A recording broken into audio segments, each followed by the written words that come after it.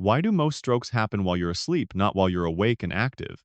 And why does the position of your body in bed matter more to your heart at 70 than it ever did at 30?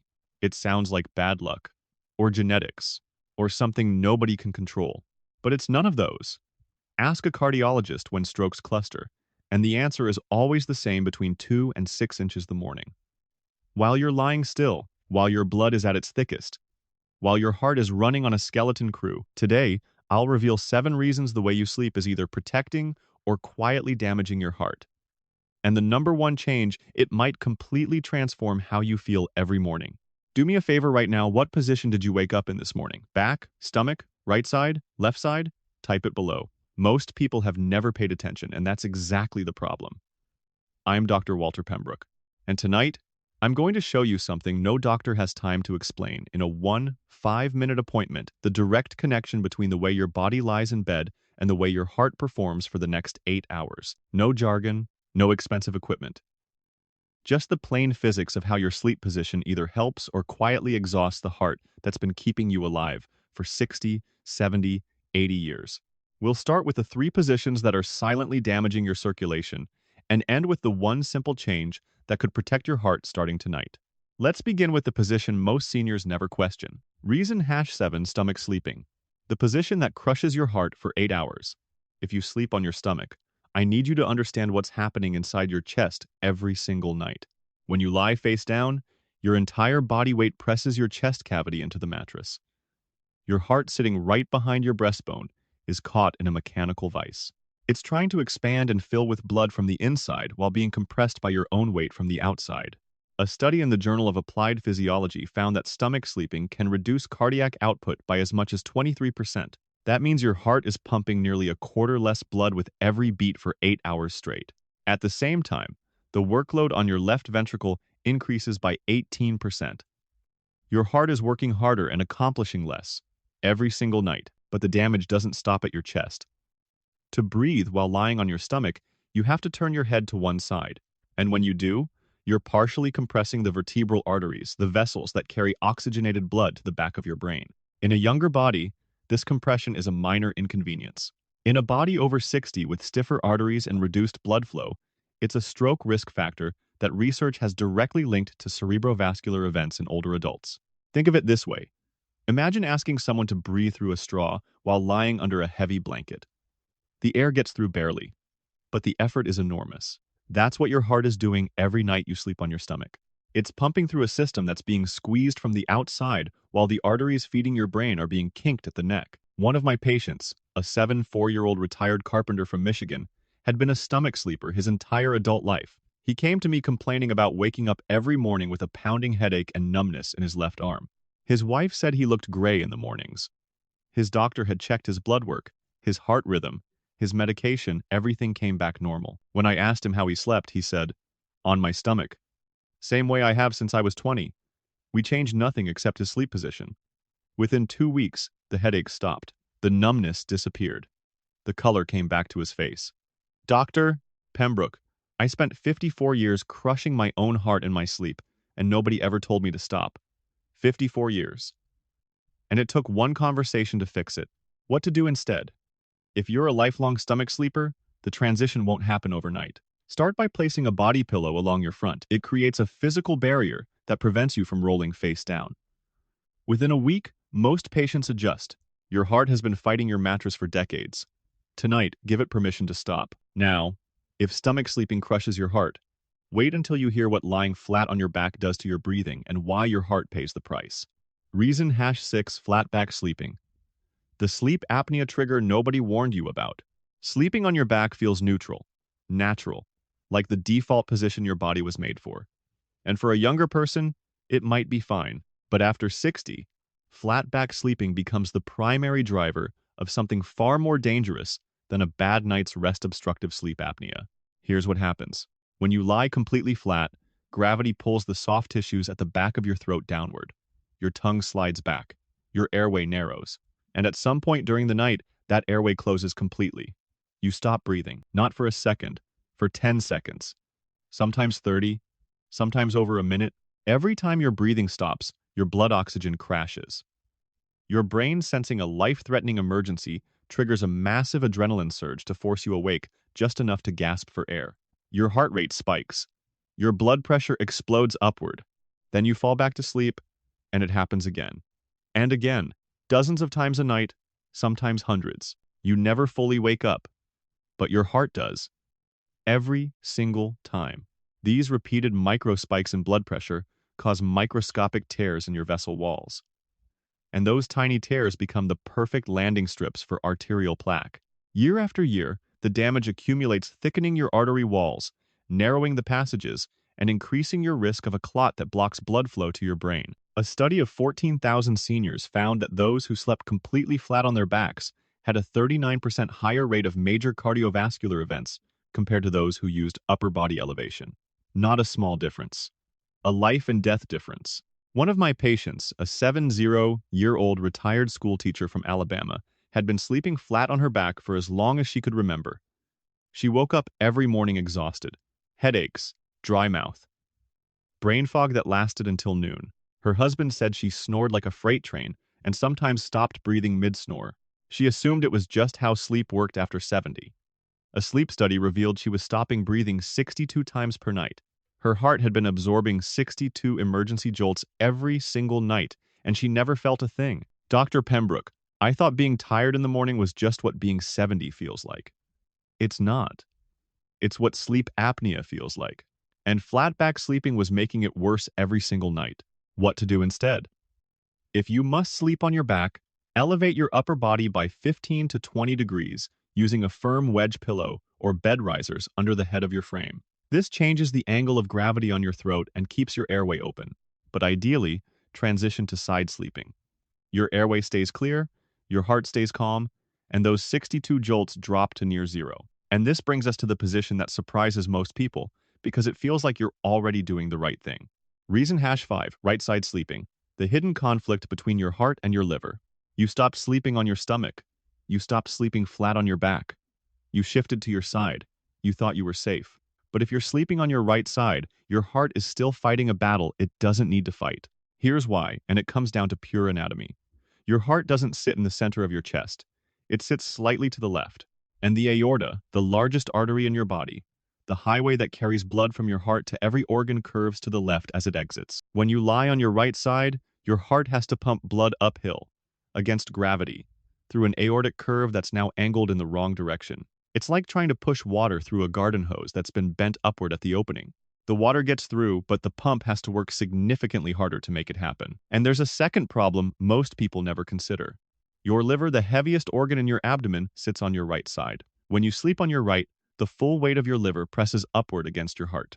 This physically prevents your heart from filling completely with blood between beats. Your stroke volume drops. Your heart compensates by beating faster, working harder, just to maintain the same level of circulation. For a 30-year-old heart, this is a minor inconvenience. For a heart that's been beating for 70 years, a heart with stiffer vessels, thinner walls, and less reserve, it's an unnecessary marathon. 8 hours every night. While you sleep peacefully, believing you've made the right choice, one of my patients, a 76-year-old retired police officer from Virginia, had switched from back sleeping to right side sleeping after his doctor told him to sleep on your side. Nobody specified which side. He chose the right because it felt more comfortable. For 2 years, he complained of waking up with a racing heart and mild chest pressure every morning. His cardiologist ran every test: EKG, echocardiogram, stress test. Everything came back normal. When I asked which side he slept on, he said, "My right, every night." Just like my doctor told me. We switched him to his left side. Within 10 days, the morning racing stopped. The chest pressure disappeared. He stared at me and said, "Dr. Pembrook, you mean to tell me I spent 2 years on the wrong side and nobody thought to ask?" Nobody thought to ask. And his heart spent 2 years fighting his liver for space. What to do instead? Tonight, lie on your left side instead of your right. If you tend to roll over during sleep, place a firm pillow or a rolled towel behind your back. It acts as a physical barrier that keeps you from shifting to the right. The difference is immediate. Your heart pumps with gravity instead of against it. Your liver drops away. And for the first time in years, your heart can work smart instead of working hard. Right side sleeping isn't dangerous the way stomach sleeping is. But it's the difference between a heart that's coasting downhill and one that's climbing uphill for 8 hours every night. Now, I want to stop here and ask you something personal. We've covered 3 sleeping positions that are quietly exhausting your heart, stomach, flat back, and right side. 3 positions that millions of older Americans use every single night without ever questioning them. Which one are you sleeping in right now? Which one made you think, that's been me for decades? Type it in the comments. Be honest. Because what's coming next is the solution, and it starts with a shift so simple, you'll wonder why nobody told you sooner. Here's where things change, because this next reason isn't about what you're doing wrong. It's about what you can start doing right. Reason #4 left side sleeping. The position your heart was designed for the position your heart was designed. Your body is not symmetrical. Your heart sits to the left. Your aorta curves to the left. Your largest lymphatic vessel drains on the left. And once you understand this simple anatomical fact, the answer to every question we've discussed today becomes obvious. Sleep on your left side. When you shift your weight to the left, you stop fighting your own architecture. Instead of pumping blood uphill through a kinked aortic curve, your heart pumps with gravity. Instead of being crushed by your liver, your heart sits free in its natural space. Instead of struggling, it glides. A study published in the Journal of the American College of Cardiology found that left-side sleeping improved cardiac output efficiency by approximately 17% compared to right-side sleeping. That's not a small number. That's the difference between a heart under constant strain and a heart working the way it was built to work. But the benefits go beyond your heartbeat. Your lymphatic system, the network responsible for clearing inflammatory waste, toxins, and metabolic byproducts from your tissues, drains primarily through the thoracic duct on your left side. When you sleep on your left, gravity helps this drainage happen naturally. When you sleep on your right, your body is essentially pumping wastewater uphill all night. When inflammatory waste accumulates because it can't drain properly, it drives chronic inflammation. And chronic inflammation is one of the primary drivers of arterial plaque formation, the very plaque that leads to heart attacks and strokes. By simply sleeping on your left, you're encouraging a nightly cleanse of your cardiovascular environment. There's one more benefit most people never connect. Left-side sleeping keeps your stomach below your esophagus, which prevents acid reflux. You might wonder what heartburn has to do with your heart. The answer is the vagus nerve, the direct electrical link between your gut and your heart. Chronic acid reflux irritates this nerve, triggering nighttime palpitations and irregular rhythms that significantly increase clot risk. One of my patients, a 9-year-old retired dental hygienist from Oregon, had been dealing with nighttime palpitations for 3 years. Multiple cardiac workups, no clear cause. When we switched her from right side to left side sleeping, the palpitations dropped by 80% within 2 weeks. Dr. Pembrook, 3 years of tests and medications. And the answer was just flip over? The answer was flip over. Her heart finally got to work with gravity instead of against it. Left side sleeping isn't a suggestion. For anyone over 60, it's the single most effective free intervention you can give your heart every night. No prescription, no equipment, just the right side of the mattress. Which leads me to something even more important because this next change multiplies every benefit we've just discussed. Reason #3, the 1.5-degree elevation that rivals blood pressure medication. Left side sleeping is the foundation. But there's a second layer to this protocol that takes it from helpful to life-changing, and it costs absolutely nothing. Elevate your upper body by 15 to 20 degrees. To understand why this is non-negotiable after 60, you need to understand what's supposed to happen to your blood pressure at night.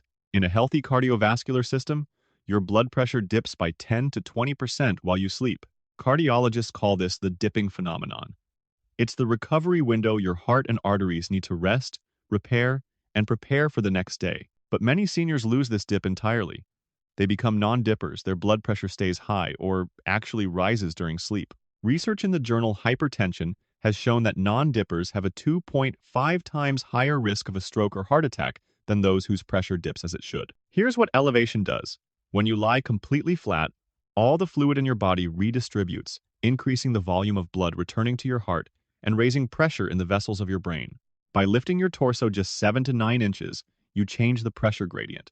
Your heart no longer has to manage that sudden fluid surge. The pressure in your head stabilizes, and your body can finally enter the dipping phase it's been missing. The numbers are staggering. A 2021 study in Frontiers in Aging Neuroscience followed 9,000 seniors over 6 years. Those who slept with upper body elevation of 15 to 20 degrees had a 41% lower rate of hemorrhagic stroke and a 36% lower rate of ischemic stroke. Those numbers rival the effectiveness of powerful blood pressure medications achieved by changing the angle of a mattress. One of my patients, a 72-year-old retired engineer from Pennsylvania, was on 2 different medications for nighttime blood pressure spikes. Despite perfect compliance, his morning readings were still dangerously high. He lived in quiet fear every time he closed his eyes. We added bed risers under the head of his frame, a simple 1.5-degree incline. 6 weeks later, his average nighttime blood pressure dropped by 19 points. His cardiologist reduced his medication for the first time in 3 years. He sat in my office and said, "Dr. Pembrook, I spent 3 years adding pills. All I needed was to add an angle. It wasn't a miracle, it was physics." We stopped forcing his heart to fight against the flat pressure of a level bed. What to do instead? Don't stack pillows under your head. This creates a dangerous V shape that compresses the arteries in your neck. Instead, use a firm foam wedge pillow or place bed risers under the 2 legs at the head of your bed frame. The goal is a smooth, consistent incline from your waist to your head. Your airway stays open, your pressure gradient stabilizes, and your heart finally gets the recovery window it's been missing for years. Left side gives your heart the right direction. Elevation gives it the right angle. Together, they're the most powerful free cardiac intervention you'll ever find. Now, the next one is going to change the way you think about something you've accepted as unavoidable for years. Reason #2, the midnight bathroom trips that aren't a bladder problem. If you wake up 2 or 3 times a night to use the bathroom, I need you to hear this because what you think is happening and what's actually happening are 2 completely different things. Most seniors assume they have a weak bladder, or a prostate issue, or just a body that can't hold fluid the way it used to. They accept the disruption. They accept the exhaustion. They accept stumbling through a dark hallway at 2 a.m., which, by the way, is one of the most common times for a dangerous fall. But in many cases, your bladder isn't the problem. Your circulation is. Here's what's actually happening. Throughout the day, as you sit and stand, gravity pulls fluid downward into your legs and feet. By evening, your lower legs are carrying a heavy burden of pooled blood and interstitial fluid that your heart hasn't had a chance to process. The moment you lie down flat, all of that fluid rushes back toward your heart at once. Your kidneys, sensing this sudden flood of volume, kick into high gear to filter the excess. Your bladder fills, and you're up at 2 a.m. Not because your bladder is broken, but because your circulatory system just dumped hours worth of accumulated fluid all at once. This isn't just an inconvenience. That sudden fluid surge strains your heart during its most vulnerable hours, and the broken sleep that follows robs your cardiovascular system of the deep, restorative rest it needs to repair itself. One of my patients, a 8-year-old retired bus driver from Georgia, was getting up 4 times a night. His urologist found nothing wrong. His prostate was normal. His bladder capacity was fine. He'd been told to just drink less, which left him dehydrated and increased his stroke risk without solving the problem. When I asked him if his ankles were swollen by evening, he looked down and said, "Every single day, have been for years. We started a 5-minute leg drainage routine 1 hour before bed. He'd lie on his sofa with his feet elevated 6 to 10 inches above his heart, letting gravity pull the pooled fluid back toward his core while he was still awake. Within 1 week, his nighttime bathroom trips dropped from 4 to 1. He called my office and said, "Dr. Pembrook, I slept 5 straight hours last night. I haven't done that in 6 years. And nobody, not one doctor, ever told me my legs were the problem." His legs were the problem. Not his bladder, not his prostate. His legs. Research published in the Journal of Vascular Surgery found that pre-sleep leg elevation reduced overnight venous pooling by 44% and measurably decreased the concentration of clotting factors in the blood. By clearing that fluid logjam before you close your eyes, you reduce the workload on your heart and cut those midnight bathroom trips in half or more. What to do instead?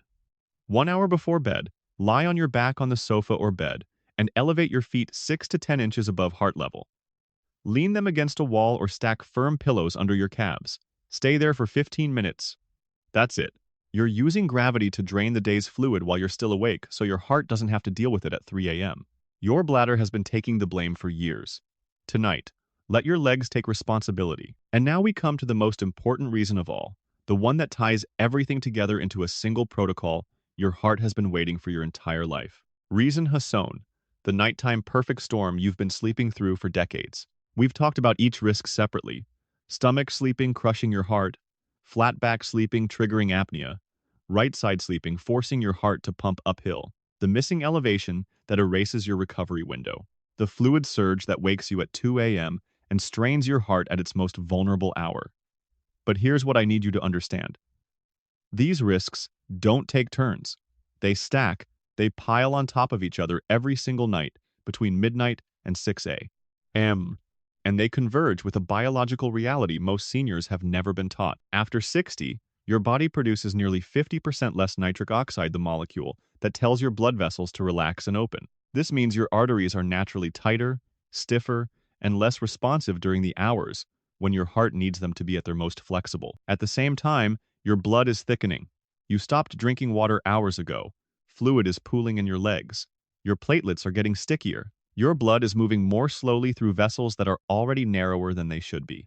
In medical terms, slow blood plus tight vessels plus stagnant circulation equals one thing: the perfect environment for a clot to form. Now, layer on the position. Your heart is either being crushed by a mattress, choked by a collapsed airway, or forced to pump uphill against the weight of your own liver. Your blood pressure, which should be dipping 10 to 20% to let your arteries heal, is staying flat or actually surging because your body is fighting mechanics it was never designed to fight. This is why 72% of all strokes happen during sleep or within the first hour of waking. Not because hearts give up, because hearts are abandoned, left to fight a perfect storm of biology and bad mechanics with no backup, no protection, and no one awake to notice if something goes wrong. The window between 2 and 6 a.m. is when your blood reaches peak viscosity. It's when your nitric oxide is at its lowest. It's when your heart rate is at its daily minimum. And it's when a clot that's been quietly forming in the stagnant veins of your legs can break loose, travel through your heart, and lodge in the vessels feeding your brain. That is the mechanical sequence of an ischemic stroke. And for millions of older Americans, it's happening right now silently, in the dark, in a bed that nobody ever told them was set up wrong. One of my patients, an 80-year-old retired minister from North Carolina, was the most disciplined man I'd ever treated. Medications on time, diet perfect, morning walk every single day. His family called him the healthiest 80-year-old in the county. He slept flat on his back, on his right side when he rolled over. No elevation, no leg drainage, no knee pillow. He stopped drinking water at 6 p.m. every night. At 3:47 a.m., on a Sunday morning, he had a stroke that took his speech and the use of his right hand. He survived. But the man who walked into church every week now needed a wheelchair to get through the door. His daughter sat in my office, holding his hand, and said, "Dr. Pembrook, he did everything right." How did this happen? Because he did everything right for 16 hours a day. And for the other 8, nobody ever told him his bed was working against his heart. What to do instead? Tonight, build your cardiovascular sanctuary. Sleep on your left side. Elevate your upper body 15 to 20 degrees with a wedge pillow or bed risers. Place a firm pillow between your knees to keep your hips aligned and your femoral arteries open. Tuck a small rolled towel under your left rib cage to anchor your position. And 1 hour before bed, drain your legs for 15 minutes with your feet above your heart. 5 adjustments. 0 cost. And for the first time in decades, your heart will spend the night working with your body instead of fighting it. This isn't a suggestion for anyone over 60. This is the protocol that closes every gap between your heart and the most dangerous 8 hours of your day. You've spent your whole life sleeping without thinking about your heart. Tonight, think about it. Because your heart has been thinking about you every single beat, every single night, for as long as you've been alive. So let's go back to where we started. I asked you why most strokes happen while you're asleep, and now you know the answer. Stomach sleeping crushes your heart and kinks the arteries feeding your brain. Flat back sleeping triggers apnea that hammers your blood pressure with violent spikes you never feel. Right side sleeping forces your heart to pump uphill against the weight of your own liver. Missing elevation erases the recovery window your arteries need to heal. Pooled fluid in your legs surges back to your heart the moment you lie flat, straining it at its weakest hour. And between 2 and 6 a.m., every single one of these risks collides with thickening blood, tightening vessels, and a nitric oxide deficit that leaves your circulation running at half capacity. 7 reasons, all happening in the dark, all happening in silence. And until today, nobody had ever connected them for you. That's not your fault. Your doctor checks your heart at 2 p.m. while you're sitting upright and wide awake. Nobody checks what's happening at 3 a.m. when you're lying in a position that's been quietly exhausting your heart for decades. But now you know. And the fix is so simple, it almost doesn't feel real. Left side, 15 degrees of elevation, pillow between the knees, towel under the rib cage, 15 minutes of leg drainage before bed. That's it. 5 adjustments, 0 prescriptions, 0 equipment you can't find in your own home. Let me tell you what I've seen in my practice. Patients in their 70s and 80s who adopt this protocol, they don't just sleep better. They wake up differently. Less swelling, fewer bathroom trips, steadier heartbeat, clearer thinking, more energy than they've felt in years. Not because something magical happened, but because they finally stopped asking their heart to fight a war it never needed to fight. You have earned every night of rest that lies ahead of you. You raised families. You built careers. You carried weight nobody else could see. You showed up every single day for the people who needed you. Now it's time to show up for the one organ that's been showing up for you since the moment you were born. Not with fear, not with perfection, just with a pillow, an angle, and the knowledge that the way you sleep tonight can protect the way you live tomorrow.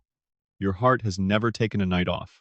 Tonight, make sure it doesn't have to fight alone. If this video changed the way you think about your bed, do one thing for me tonight. Send it to someone whose heart matters to you.